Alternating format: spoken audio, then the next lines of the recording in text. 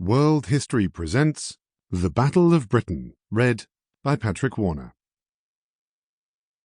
Welcome. Britain's Finest Hour. In the summer of 1940, darkness was falling over Europe. The Soviet Union had formed an unholy alliance with Nazi Germany, Norway was all but occupied, and France would soon be overrun by Germans. In July, only Great Britain remained as the last defence against a Europe under the swastika's brutal arms. But Britain was no longer the invincible empire that had subjugated more than a fifth of the Earth's landmass over the previous 400 years, and the Battle of Britain would prove to be the British Empire's last moment of glory. Led by Winston Churchill, the British rediscovered the virtues that had made a humble people the rulers of the world: ingenuity, resourcefulness, and, above all, indomitable courage enabled the Royal Air Force to take on the Luftwaffe and hold off the Germans. In June 1940, Winston Churchill called the battle Britain's finest hour, and he was right. The British Empire would not survive for long after World War II, but the Battle of Britain was its magnificent swan song, and the thousands of British lives lost saved Europe from Nazi tyranny. 1. The Fall of France. In 1940, France had the world's strongest army and a bulwark of bunkers protecting its border with Germany. It was unthinkable that its defences would collapse in weeks, but France hadn't reckoned on two German generals, Guderian and Rommel, who had studied Napoleon and developed a new tactic: blitzkrieg. By Mette Iversen. Darkness covered the Eifel Mountains in western Germany as Hitler's war machine began rolling towards the Luxembourg border on the night of the 10th of May 1940. Greater in number than ever before, armoured cars, vehicles and foot soldiers moved over the ridges to the west. Every hour that goes by, it becomes more lively on the approach roads. More and more troops quartered here in the Eifel are getting underway. We overtake marching, riding and driving columns. The noise of the motors gets on one's nerves in this night of uncertainty. The drivers must exert the utmost powers of vision so as not to end up in the roadside ditches.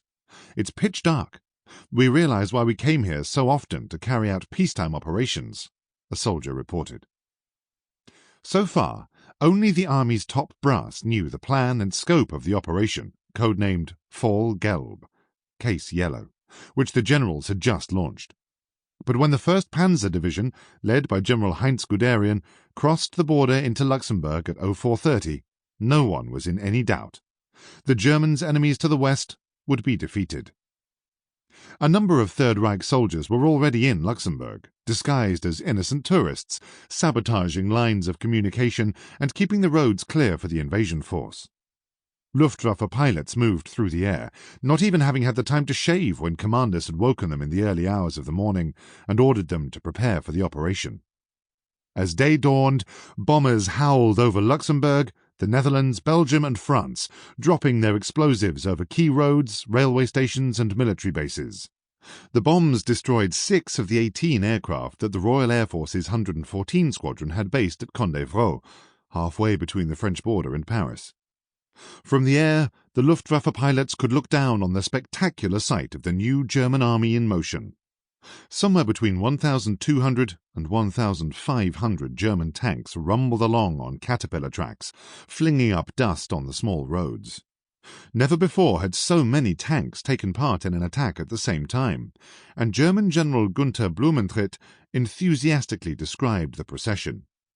Like a giant phalanx, they stretched back for 100 miles. Had this mass formation of panzers been placed in single file, the tail end would have been in Königsberg in East Prussia, and the head of the column in Trier. Guderian studied Napoleon.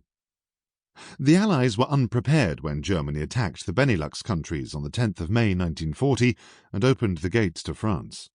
They were caught napping, both figuratively and literally. Not only did the soldiers attack at dawn, but the Germans had also kept the plans so close to their chest that not even the division's own officers knew the time of attack until the last minute. Moreover, the assault was not carried out as the Allies would have expected, but by using Germany's new pioneering tactic, blitzkrieg, developed by General Heinz Guderian. The 41-year-old officer had been horrified Sample complete. Ready to continue?